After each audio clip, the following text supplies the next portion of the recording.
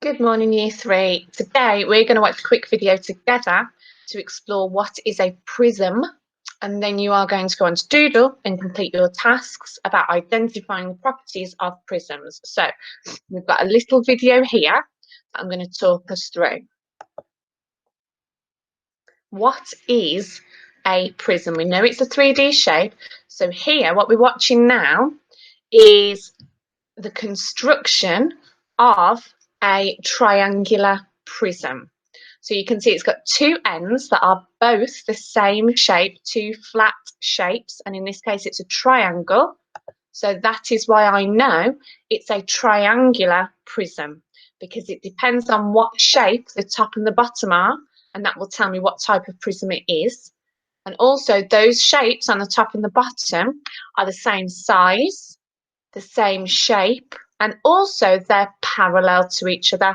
And we know that parallel means running alongside each other and they will never ever meet. Just like train tracks, they keep going and they keep going and they are constantly the same distance apart. So those two shapes, either end of a triangular prism or any prism, will always be parallel to each other. They will never be able to meet. So my prism is the same size running all the way through it. And with a triangular prism, I like to think of a Toblerone, that big chocolate that you get at the airport. That's the shape of a triangular prism.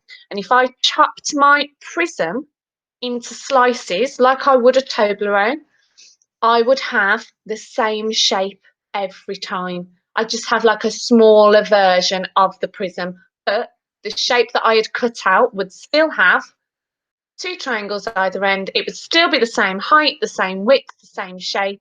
It would just be a smaller version. So that is our triangular prism. And if we watch the rest of this video now, you can see it's just giving you a rotation to show you what it looks like either side. And there you go. The triangle shape is the same shape moving all the way through. That word is what we call congruent. The shapes are congruent with each other. They do not change shape or size. You can run it the same way throughout that prism and it would be the same triangle. So what we have here, if I pause it there, if I look at the sides, the top and the bottom of that prism, I can see that that's a rectangle. So this must be a rectangular prism. Sometimes we might call this a cuboid as well, but because we're looking at prisms today, we'll call it a rectangular prism. So again, I can see that the top and the bottom are congruent and parallel to one another. Now this shape, it's got 5 sides. So that must mean it's a pentagonal prism because it's a pentagon. If it's got 5 sides, it's a pentagon. But the same principles apply. It's got the same shape at one end as the other. The top and the bottom are the same size, the same shape, the same width, the same height.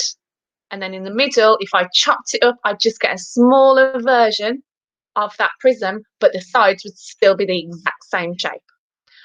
The other thing we need to remember about prisms is the top and the bottom can be any 2D shape. So triangle, rectangle, pentagon, hexagon, heptagon, octagon. But the other faces of that 3D shape of that prism are always rectangles. So if we look at this video here,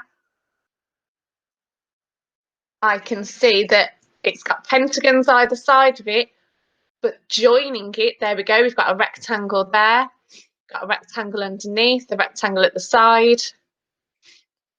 So the other faces are rectangles. If we just take it back to the triangular prism now, just to also double check that the other faces were rectangles. 2 triangles either side, so it must be a triangular prism. And there we go, we've got 3 rectangular flat faces. So your task today now is to log on to Doodle. There will be lots of different prisms for you to look at. There might be a pentagonal, which I know must have two pentagons either side. If it was a triangle, it would have triangles either side. If it was an octagon has 8 sides.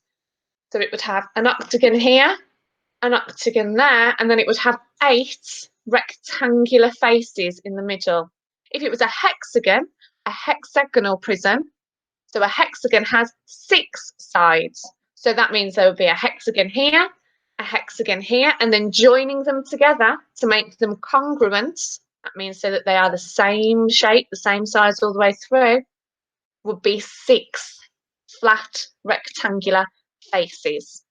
You might be asked to find the properties of these as well, so just remember that all the other faces are rectangles apart from the top and the bottom.